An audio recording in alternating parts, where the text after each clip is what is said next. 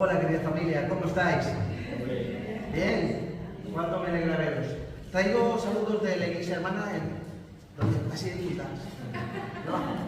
Ahí, vale. Muy bien, vuelvo a empezar. Hola. Qué alegría estar compartiendo con vosotros en el día de hoy. Y como he dicho antes, que se me ha escuchado, que traigo saludos de nuestros pastores, Daniel y Noemí, de la iglesia de Archiduque. Así que os enviamos un abrazo y recibirlo, ¿vale? Qué bueno es que podemos estar en torno a la palabra del Señor, que es la que transforma nuestras vidas. Si hay algo que el Señor quiere hacer en el día de hoy, y siempre quiere hacer, es hablar con su pueblo y que su pueblo sea transformado por su palabra. ¿Estáis de acuerdo conmigo? Amén. Y este texto que acaban de leer es un texto que hemos leído alguna que otra vez, ¿no? ¿Alguien lo había leído alguna vez este texto? Estoy seguro que no es nuevo. Pero ¿sabéis qué sucede con las cosas que no son nuevas? Que muchas veces dejan de tener sentido para nosotros porque son muy repetidas, ¿no es así? Cantamos canciones y en ocasiones himnos o coros que aprendemos nuevos, y cuando los aprendemos decimos qué bonito que es, cómo me llega al corazón, pero cuando lo cantamos unas cuantas veces, poco a poco nos vamos como insensibilizando, va perdiendo un poco el calor, el valor que originalmente tuvo en nosotros. Pero que es necesario que nosotros como hijos de Dios podamos volver a las fuentes, a los inicios, a los fundamentos de la fe cristiana. Muchas veces queremos vivir en lecciones de cristianismo avanzado, ¿sabéis? Pero a veces fallan las bases. Y para poder construir un edificio bien alto, o encima de un edificio alto o bajo, necesitas tener unas buenas bases, porque así podrás construir. De otra manera, lo único que construirás será algo que probablemente se te caerá.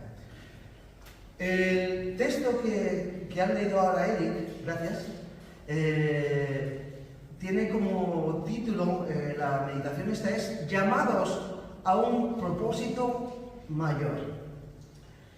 Y la motivación de esta meditación es, como os he dicho antes, volver a los principios del Evangelio del Señor en nuestras vidas. Este es el primer texto que encontramos a Jesús en acción. En los capítulos anteriores vemos cómo está la genealogía de Jesús en Mateo 1, vemos cómo Jesús es bautizado, vemos cómo Jesús es tentado en el desierto por Satanás, y ya inmediatamente de que ha sucedido todo esto, Jesús emprende su andadura de compartir el Evangelio de las buenas nuevas. El reino de los cielos se ha acercado en la comunidad donde él se encontraba. ¿Sabéis? Él vivía en Nazaret y decidió salir de allí por dos motivos que podemos leer en las Escrituras o podemos entrever en las Escrituras. Uno de los cuales es que la gente en Nazaret no creía en él. Y por eso dice el mismo Señor Jesús que le fue muy difícil hacer milagros en Nazaret, porque él había crecido allí y muchas personas que vivían allí eran incrédulos, no creían que era el Mesías. Y hay otra razón que es importante, y es que Juan el Bautista, el que había sido el precursor suyo, su primo, ¿de acuerdo? Él había sido apresado por Herodes. Y entonces él decidió salir de Nazaret a una zona periférica, al mar de Galilea, a la región de Galilea, a Capernaum, para ser más exactos. Si él no se hubiese marchado, probablemente sí hubiese sido apresado por Herodes y sus secuaces, porque seguramente Juan el Bautista pues habría dicho que Jesús era el Mesías.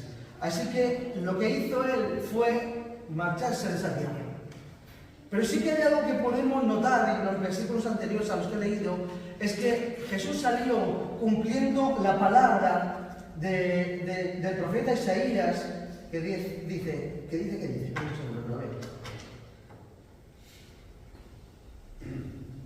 el versículo 14 dice, para que se cumpliese lo dicho por el profeta Isaías, cuando dijo, tierra de Zabulón y tierra de Neftalí, camino del mar, al otro del Jordán, lado del Jordán, Galilea de los gentiles. El pueblo asentado en tinieblas vio gran luz, y a los asentados en la región de sombra de muerte, luz le resplandeció. Desde entonces Jesús comenzó a predicar y a decir, arrepentíos porque el reino de los cielos se ha acercado. ¿Sabéis? Jesús salió de la tierra de Nazaret y se fue a la tierra de Zabulón y Neftalí, que es Capernaum, Galilea, para poder iniciar su predicación de las buenas noticias. ¿Sabéis? En estos momentos, en este capítulo 4, inicia el ministerio público de Jesús. Pero él decide no hacerlo solo. Así que empieza a buscar un equipo de personas normales y corrientes para acercar el reino de los cielos, el reino de Dios, a este mundo. Y quisiera que pudiésemos compartir en esta mañana 3 aspectos del llamamiento de Jesús a sus discípulos y cómo hoy día este llamamiento sigue vigente en el día de hoy para cada uno de nosotros, cada uno que estamos aquí. Y en primer lugar, lo que yo noto aquí es que Jesús, en el versículo 18, dice, vio a 2 hermanos. Lo primero que hizo Jesús fue ver a 2 hermanos. Él había salido, como muchos días, a dar un paseo junto al lago. Y en el lago lo que suele pasar es que hay peces. De acuerdo que había menos, pero en aquel entonces había más peces. Y se encontró con varias familias. Veía a unos que estaban reventando las redes porque ya habían llegado de su pesca, y a otros que estaban pescando muy cerquita de la orilla. Y entonces él buscó personas, vio a personas que en medio de su realidad, que era la pesca, vio que eran pescadores, eran personas que vivían en el día a día en la pesca, y él tuvo compasión de ellos, y no solamente tuvo compasión y misericordia de ellos, sino que los quiso sumar para que el reino de Dios fuese hecho presente en aquel entonces. Jesús, a pesar de ser Dios mismo, hemos cantado en esta mañana canciones muy, muy bonitas, muy inspiradoras, que nos hablan de la grandeza de Jesús, a las cuales nosotros estamos llamados a rendirnos, porque Él es el todo, y es todo en todo, y Él es todo para nosotros. ¿Sabéis? Pero a pesar de ser Jesús, a pesar de ser el creador del universo, a pesar de que con su palabra todo fue hecho, Él decidió llamar a personas para que fuesen usadas y que ellas trajesen el reino de Dios a la tierra. ¿Sabéis? Jesús quería contar con aquello por los cuales iba a dar su vida. Jesús cuenta con aquellos por los cuales ha dado su vida. Jesús no es ajeno a nuestra realidad. Jesús ha decidido que tú y que yo podamos ser parte de la extensión del reino suyo en este mundo. Y Él ve tu realidad. Y Él ve tu necesidad. Y Él ve las dificultades que tú tienes. ¿Cuántos tenemos las dificultades aquí? ¡Qué bendición! Los demás me decís cómo lo habéis hecho para no tenerlas, ¿de acuerdo? Darnos una masterclass. Y todos tenemos dificultades. Pero en medio de esas dificultades, en medio de nuestro día a día, aquellos discípulos eran pescando. Tú no sé si estás limpiando casas, si estás cuidando de personas mayores, si eres maestro, si eres alguien que trabaja en la construcción, sea quien fuera que fueses, o si estás jubilado, Dios cuenta contigo. Y Él sabe tu realidad. Y sabe lo que hay en ti. Y sabe lo que hay en mí.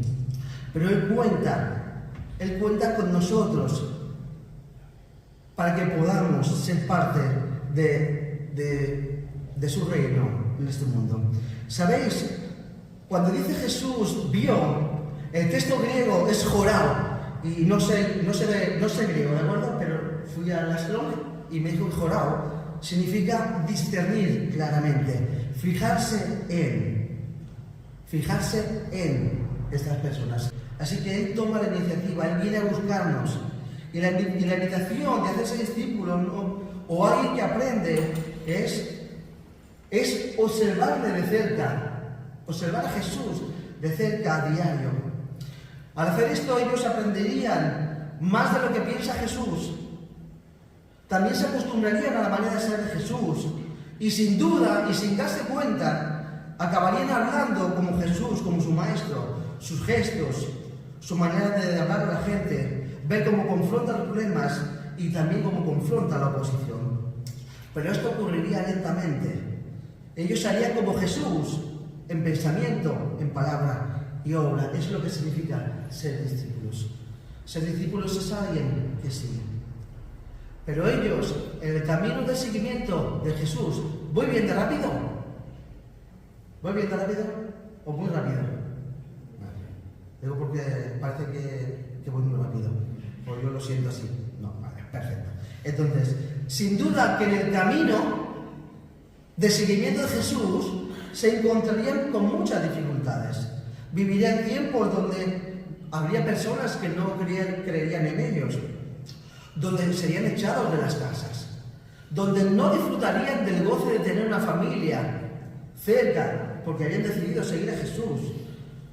Y quizás más de uno, viendo su nueva situación, podrían ser tentados a volver a su antigua manera de vivir. Quizás no era la mejor que podía haber, pero era la que ellos conocían. Sin duda podrían llegar a tener esas tentaciones. Y también, por otro lado, encontramos que el mismo Jesús, que les invita a seguirle, nos encontramos en otro texto, en Juan 66, cuando hace la multiplicación de los panes y los peces, que ve que un montón de gente le sigue y le dice: bueno, es que vosotros me seguís porque os he dado de comer, porque os he alimentado, no por las señales que he hecho entre vosotros. Esto se encuentra en Juan 6, 67, 69. Me seguís no solamente, no porque veis que yo soy Jesús, porque soy el Mesías, sino que veis porque yo os he dado de comer. Entonces, dice, cuando nos empezó a hablar de lo que significaba servirle a Él, dice que desde aquel día muchos dejaron de seguirle. Y Jesús se gira a sus discípulos en ese día y les dice: ¿acaso queréis vosotros dejar de seguirme? Entonces, cuando Pedro dice: Señor, si a quién iremos si solamente tú eres el Cristo, solamente tú tienes palabras de vida eterna, y nosotros hemos creído que tú eres el Cristo, el Hijo del Dios viviente.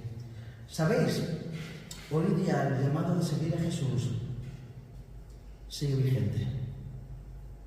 Él sigue deseando que nosotros, Él viendo nuestras necesidades, viendo nuestras realidades, sigue contando con nosotros para que podamos vivir en sus enseñanzas transformadoras, que son buenas y cambian nuestras vidas. ¿Sabéis? Jesús nos sigue invitando a ser discípulos dedicados a seguirle de cerca. La única manera que podemos conocer hoy día a Jesús es por la fe, ¿correcto? La única manera que podemos conocer al Señor es por la fe en Él y porque el Espíritu Santo nos muestra quién es Él en nuestras vidas. Y sabéis, la única manera que debemos de conocer a Jesús es por la obra del Espíritu Santo. La única manera que podemos conocer a Jesús es a través de su palabra. La única manera que podemos conocer a Jesús es a través de la oración. ¿Sabéis? El Señor está buscando personas que le sigan de verdad. Y yo no sé si estáis de acuerdo conmigo, pero yo en mi interior tengo una certeza de que estamos viviendo en tiempos de crisis para el discipulado, para los discípulos de Jesús. Queremos muchas veces seguir al Señor como hicieron los discípulos, perdemos el corazón en muchas otras partes. Y sabéis, cuando tenemos el corazón en otras cosas, en otras prioridades, entonces nuestra manera de seguir a Jesús, nuestra fuerza en seguir a Jesús, empieza a debilitarse. ¿Sabéis? Leí esta mañana una frase que me lleva mucho la atención, que el discipulado es más cosa del corazón que de la mente. Tenemos muchas veces claro a quién seguimos, pero muchas veces nuestro corazón no está dispuesto a seguirle, porque pensamos, porque no sentimos, porque vemos las dificultades o las carencias que estamos viviendo.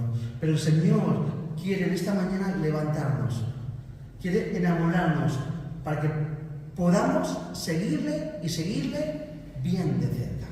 Así como estos discípulos y muchos otros discípulos que siguieron más adelante, que podamos estar cerquita suya, vivir en intimidad, tal cual lo que significa discípulo es alguien que aprende de otra persona. Es que seamos discípulos que de verdad se acercan a Jesús en intimidad. Dios quiere ser el centro de nuestra vida. Él lo ha dado todo. Y estas son palabras que muchas veces repetimos, pero hasta que no son formadas parte de nuestra carne, de nuestra vivencia, son solamente palabras. Y Dios quiere ser el centro de nuestra vida porque Él nos ha mostrado que no hay un mejor camino para nuestra vida fuera de Él. Todos los que estamos aquí hemos tenido un encuentro con el Señor, la gran mayoría hemos tenido un encuentro con el Señor. Y sabemos que el Señor es el más importante, es lo más importante para nuestra vida. Pero muchas veces lo que decimos en nuestro pensamiento no lo vivimos, no lo llevamos a cabo en nuestra manera de vivir en el día a día. Necesitamos tener intimidad con el Señor. Necesitamos sentarnos con el Señor. Necesitamos dedicar tiempo a tener tiempo a que el Señor nos hable. Todos hablamos al Señor, todos le hablamos seguramente. Y muchísimas veces cuando le hablamos al Señor, les contamos nuestro rollo. Que nuestro rollo es importante para nosotros, nuestra historia, nuestra carencia, cómo nos sentimos, las peleas que tenemos, lo bien que nos van las cosas, se lo contamos todo. Pero qué pocas veces nos sentamos a escuchar a Jesús. Eso es como, yo no sé si esto os ha pasado alguna vez, espero que os haya pasado, a mí me ha pasado. Y es que a veces tú te encuentras con alguien que tiene problemas, ¿de acuerdo? ¿Os habéis encontrado con alguien que tiene problemas? Bueno, bien. Y te empieza a contar un montón de problemas, un montón de historias, y tú le vas prestando atención, y cuando tú dices, ostras, muy bien, oraré por ti, o lo que sea. Pero cuando tú vas a abrir tu corazón a esa persona como que se desconecta. ¿No os ha pasado esto alguna vez? Yo ya te he contado mi vida, a mí no me cuentes tu vida, básicamente, ¿no? Y te das cuenta de que tú has sido receptor, pero no has podido ser emisor de tus necesidades porque no había un receptor al otro lado. Y ¿sabéis? Creo que esto lo podemos exportar a nuestra vida con el Señor, nuestra relación de intimidad. Nos contamos, nos sentamos, le decimos, Señor, vamos a estar 1 hora hablando. 15 minutos, 20, lo que sea. Y si medimos cuáles son nuestras oraciones, nos veremos qué clase de relación tenemos con el Señor. La gran mayoría de mis oraciones son peticiones al Señor. No sé vosotros, pero mi manera de orar muchas veces son peticiones al Señor. Y qué pocas veces me siento a decirle, Señor, mira, yo estoy aquí abierto, mira, tengo 1 hora, 2 horas, 3 horas para ti. Tengo todo el tiempo del mundo para ti, necesito que tú me hables. Me siento con su palabra. Y necesitamos hacer esto, porque el Señor se quiere revelar, y se va a revelar con las personas que quieren tener intimidad con Él. Si tú no tienes tiempo, si no tengo tiempo para Jesús, si yo solo tengo tiempo para cumplir con Jesús, Él no va a tener tiempo para hablarme. ¿Me he explicado? Y nosotros no vamos a estar en la capacidad de poder entender y hacernos propias sus enseñanzas. También, después de buscar intimidad con nosotros, El Señor quiere que tengamos claro otra cosa, que el discipulado se hace en comunidad. Llama a los discípulos, llama a Andrés y a Pedro, y luego llama a quién, a Jacobo y a Juan. Lo llama dos, después llama dos. También tenemos llamados en la Biblia, que es uno solo. Vemos a Saúl, que lo llama solo, vemos a Felipe, a Natanael, que lo llaman solos, a Leví, solos. Pero, ¿sabéis? Hay algo muy interesante, que el discipulado, que la vida diaria del Evangelio, se hace en comunidad, se hace por pares. De hecho, el mismo Señor, el mismo Padre, cuando creó al ser humano, dijo: no es bueno que el hombre esté solo. Y creó a la mujer. Si hubiese creado primero a la mujer, no sé si hubiese creado al hombre. Pero bueno, esto ya es otra historia, ¿no? Pero dijo: no es bueno que el hombre esté solo. Y Jesús ha dicho: no es bueno que vosotros los discípulos estéis solos. Es bueno que estéis en comunidad. Mira adelante, atrás, a los lados. Mira a tus hermanos, a tus hermanas. Mírale, no pasa nada. Mírale. Es un poco incómodo, pero es tu familia. Son tus condiscípulos. Tú eres, y él o ella son parte del equipo que Dios ha levantado en este tiempo, en este lugar, para ser glorificado, para traer de su presencia a esta comunidad, incluso a la comunidad que vosotros en la cual viváis. ¿Sabéis? Ellos tendrían roces, los discípulos tendrían roces, tendrían dificultades. Y en las iglesias locales, como en toda familia, hay dificultades y hay roces. Y si no las hay, no estamos siendo auténticos. Las hay porque hay diferencias, porque somos diferentes. Y es bueno, no pasa nada.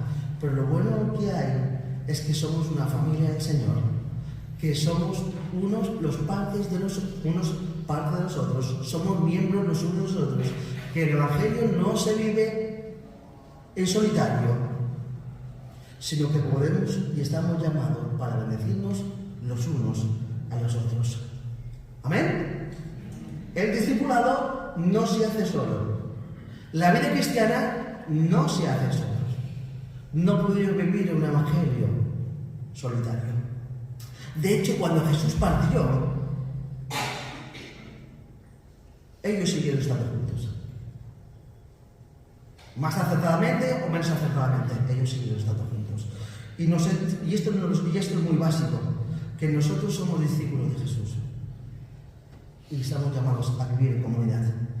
Y sabéis, y si hay algo que el enemigo hoy día está haciendo, y está haciendo un estrago grandísimo en las iglesias, no en las iglesias solamente, sino en las familias, que los individuos son individuos, no se rinden cuentas, cada uno vive en su habitación, cada uno vive en un lugar compartimentado, cada uno vive en su territoriete pequeñito. Yo soy discípulo de Jesús y vivo aquí. No hay esa unidad, no hay calor. Y el enemigo ha conseguido, a través de las enseñanzas de este mundo, de la individualidad, del individualismo, donde tú eres el único que importa. Y si alguien no se ajusta a tu propia realidad, mejor que lo deseches. Entonces esto ha hecho tan grande estrago en la sociedad, e incluso en la iglesia propia del Señor Jesucristo, que muchísimas veces vivimos vidas aisladas los unos de los otros. Y necesitamos tomar en cuenta que estamos llamados a vivir en comunidad. ¿Amén? Bueno, tenemos tiempo de practicarlo. Porque esto, el Evangelio, es día a día. Mi hermano, mi hermana, él y yo, ella y yo, somos familia en Jesús. Y estamos llamados, a pesar de tener dificultades, a buscar acuerdos, a saber que el Señor nos ama profundamente y que nosotros estamos llamados a amarnos los unos a los otros profundamente. Amén. Seguimos avanzando. Y les dijo a sus discípulos, los llamó a un propósito mayor, les dijo: a partir de ahora serás pescador de hombres, también de mujeres. Pescador, pescadora, es igual, esto no tiene sexo. Somos pescadores y pescadoras, de hombres y mujeres. Y este es el llamado del Señor. Esta es la vocación por la cual nosotros hemos sido llamados para el Señor. ¿Sabéis? Ese sería el propósito por el cual el Señor les dijo que saliese de su realidad. Vivirían el resto de su vida con un llamamiento mayor que su propia vida. Vivirían más allá de sus propias necesidades personales. Vivirían siendo útiles para el reino de los cielos.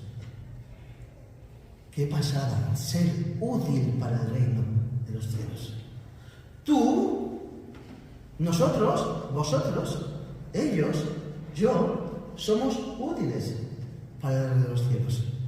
Y el Señor cuenta con nosotros. Él nos ha llamado para que seamos pescadores de hombres. ¿Sabéis?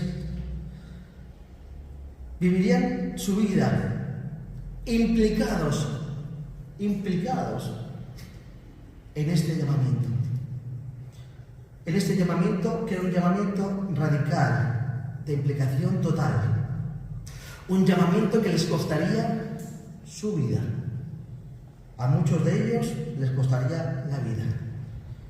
Pero sabéis, Jesús les mostró a ellos qué era lo que era verdaderamente importante. Jesús les dijo que ellos serían pescadores de hombres porque Él mismo era pescador de hombres. Él no les dijo, bueno, como muchas veces pasa cuando uno es un coordinador de un grupo, ¿vale? ¿De acuerdo? Uno tiene un grupo y tiene personas a las cuales les manda a hacer actividades. Dice, bueno, vosotros haced esto, vosotros vais a ir a repartir comida aquí, vosotros vais a ir a repartir comida allí, vosotros allá. Y yo me voy a quedar aquí mirando. Jesús no es esa clase de maestro que dice, vosotros hacéis esto, vosotros hacéis lo otro, vosotros hacéis lo otro. Yo me quedo aquí sentado. No, Jesús está implicado, dice, vosotros hacéis esto, vosotros hacéis lo otro, y yo hago esto por todos vosotros. Que si yo hago esto yo por todos vosotros no podéis hacer nada de lo que vais a hacer. Y eso es lo que es Jesús. Jesús no es la típica persona que te dice, haz lo que yo te digo, pero no hagas lo que yo hago. Jesús te dice, haz lo que yo te digo porque yo hago lo que digo. Así que el llamado de Jesús sigue estando vigente para todos nosotros. El apóstol Pablo en Colosenses dice, de la manera que habéis aprendido del Señor Jesucristo, así también andad. ¿Sabéis? Estamos llamados a priorizar en el llamamiento que el Señor nos hizo. El Evangelio es radical, ¿Sabéis lo que significa radical? Es una toma de decisiones firmes, constantes. Pero ¿sabéis? Nos cuesta tanto priorizar. Nos cuesta tanto priorizar, sobre todo en las cosas del reino. Porque encontramos tantos valores que son importantes para nosotros naturalmente, que al fin y al cabo muchas veces las prioridades que nosotros tenemos con respecto al reino no se llevan a cabo en nosotros, sino que estamos tan metidos en nuestro día a día, en nuestras necesidades diarias.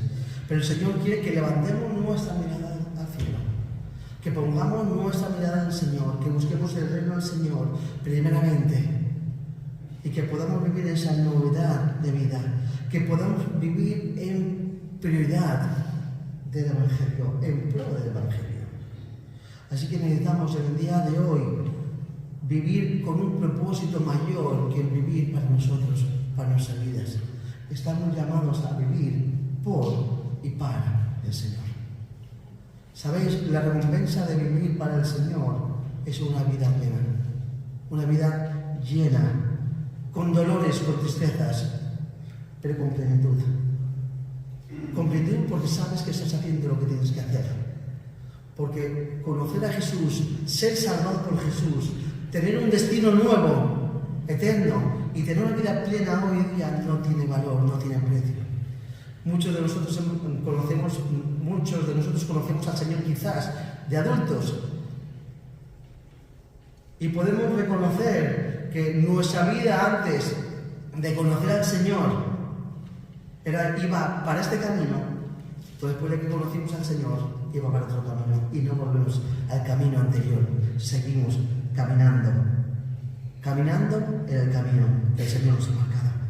Así que con esto voy al tercer punto, que sería el último, que dice: Jesús manda a los discípulos a responder, a obedecerle. Y dice: y dejando al instante las redes, le siguieron. Jesús mandó a sus discípulos obedecerle. Y dejando las redes al instante, le siguieron. En su escala de valores, seguir a Jesús y formar parte de su llamado fue lo más importante.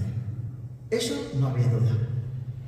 Dice, en este texto que estamos ya viendo el llamado de dos familias diferentes, dice: dejaron las redes, pero cuando llamó a Juan y a Jacobo, le dice: ellos, dejando su barco y a su padre, le siguieron. Su padre y su bote constituyen la seguridad terrenal. El bote son las redes, y las redes son su manera de vivir, su sustento. Por lo cual si ellos dejaban de pescar peces, o se iban a hacer otra cosa que les diese comida, o no comerían más. Pero ellos dejaron esa seguridad terrenal, esa seguridad económica. Y también dice: dejaron a su padre, dejaron ese vínculo familiar, ¿no? Ya su padre no era el más importante para ellos, sino que a partir de ahora el más importante para ellos era Jesús. Eso era lo establecido y era normal para sus vidas. Así que estaban, en ese día, cuando dejan todo, empezarían a vivir una vida de fe. ¿Saben lo que es fe? Es una vida de dependencia, una vida sin saber qué es lo que comerían cada día, sin saber dónde irían, dónde estarían, qué les pasaría. Una vida de entrega, pero de fe en el Señor Jesucristo.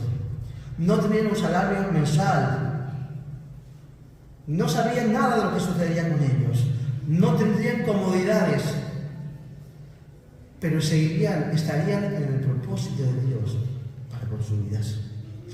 Sabéis, mis queridos hermanos y hermanas, sin obediencia no hay posibilidad de experimentar lo que Dios tiene preparado para nosotros.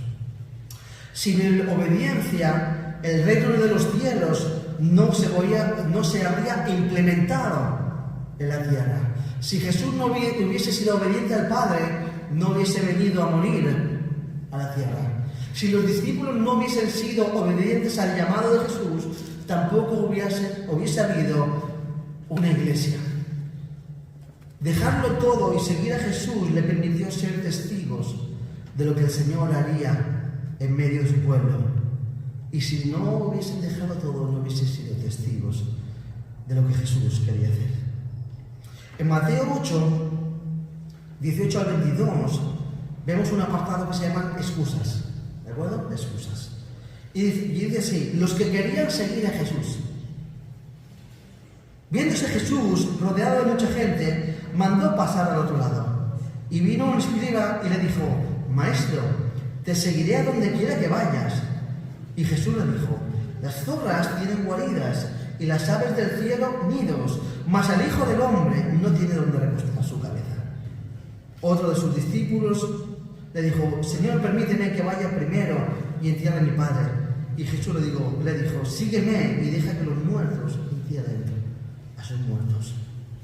En Mateo 19, el joven rico se acercó a Jesús y le dijo, ¿cuáles son los mandamientos? Y Jesús le dijo: no matarás, no adulterarás, no hurtarás, no dirás falso testimonio, honra a tu padre y a tu madre y amarás a tu prójimo como a ti mismo. Y el joven le dijo: todo esto lo he guardado desde juventud, ¿qué más me falta? Y Jesús le dijo: si quieres ser perfecto, anda, vende lo que tienes y dalo a los pobres, y tendrás tesoro en el cielo, y ven y sígueme. oyendo el joven esta palabra, se fue triste porque tenía muchas posesiones. Se volvieron atrás, no siguieron, querían ser discípulos de Jesús, pero dejaron atrás ese llamamiento, ese querer. Y una de las mayores carencias que en este tiempo experimentamos en la iglesia local es la falta de vitamina O. ¿Sabes cuál es la vitamina O? La vitamina O, ¿eh? La vitamina O es la O de obediencia. Nos falta la vitamina O, aparte de otras vitaminas, pero esta nos falta. Estamos llamados a vivir en una vida de confianza en Jesús, a depender de Él en nuestra cotidianidad, y no es fácil. ¿Por qué? Porque las enseñanzas de Jesús atentan en contra de todos los principios naturales, donde yo soy el centro de todo, donde yo me miro a mí mismo, donde miro a mi familia, donde proveo para los míos. La O de obediencia nos falta en muchas ocasiones, porque el Señor en muchas ocasiones en su palabra nos dice el camino por el cual nosotros debemos andar, y nosotros no caminamos por ese camino.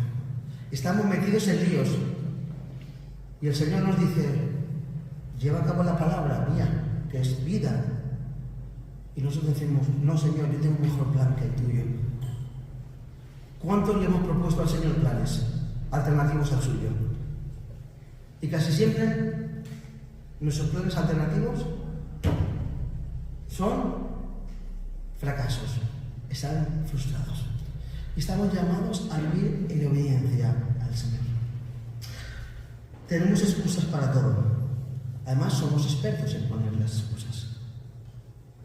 Conocemos mucho de Dios, o por lo menos mucho de su palabra, pero muchas de las enseñanzas de Jesús, de la Biblia, tienen como base para que se cumplan, que nosotros las llevemos a cabo, que nosotros las vivamos, que nosotros las creamos. Debemos aplicar la palabra del Señor a nuestra vida. Y el Señor nos está llamando a ser una iglesia que vive en la palabra de Dios, que vive en los mandatos de Cristo. Somos hombres y mujeres llamados a ser pescadores. El Señor se ha acercado a nuestra vida, nos ha sacado de nuestra manera vacía de vivir. Él ve nuestra realidad, y no solamente la ve, sino que además la ve y dice: no te preocupes, que yo me preocupo por ti. Yo lo hago. Pero tú haz lo que tienes que hacer, dedícate a mí, porque lo que yo tengo que hacer, lo voy a hacer. Así que tú haz lo que tienes que hacer. Y el Señor está contando con nosotros para ser luz en este mundo, para ser el reino de los cielos acercado a esta tierra. Y el reino de los cielos no es gente que vive en el país de Disneyland, donde no existe ningún problema. El reino de los cielos es personas con muchas dificultades, personas con carencias, personas pecaminosas, pero que han decidido rendirse al Señor. Decir: Señor, ya no voy a ser yo más el Señor de mi vida, sino que te voy a dar a ti el primer lugar en mi vida, voy a seguirte, voy a dejar mis redes. ¿Qué redes tengo que dejar yo para obedecer al Señor? Voy a dejar mis redes y te voy a seguir. Y voy a hacer lo que tú quieres que yo haga. Eso va más allá. Esta función, estoy hablando, no os penséis que os estoy diciendo que dejéis vuestro trabajo, ¿vale? No os penséis que os diga dejar vuestro trabajo. Estoy diciendo que la primera dedicación del creyente es vivir para el reino de los cielos. Porque justamente los trabajos donde el Señor nos ha permitido estar es el lugar donde Dios quiere que se muestre su gloria, donde podamos bendecir a otros. Amén. Así que el Señor nos ayude a ser esta iglesia que trae luz, pero no es porque trae luz solamente, es que vive en luz, porque nosotros la luz que traemos es porque está en nosotros. El Señor nos ve nuestras necesidades, Y Él nos dice, no te preocupes, estoy contigo, haz lo que tienes que hacer. Yo me voy a preocupar de ti, tú preocúpate de mí. Y tu vida será diferente. Y el Señor quiere que podamos experimentar vidas diferentes, vidas que de verdad experimentan el cuidado, la provisión de Dios para nuestros días, para nuestra vida del día a día. Que el Señor bendiga.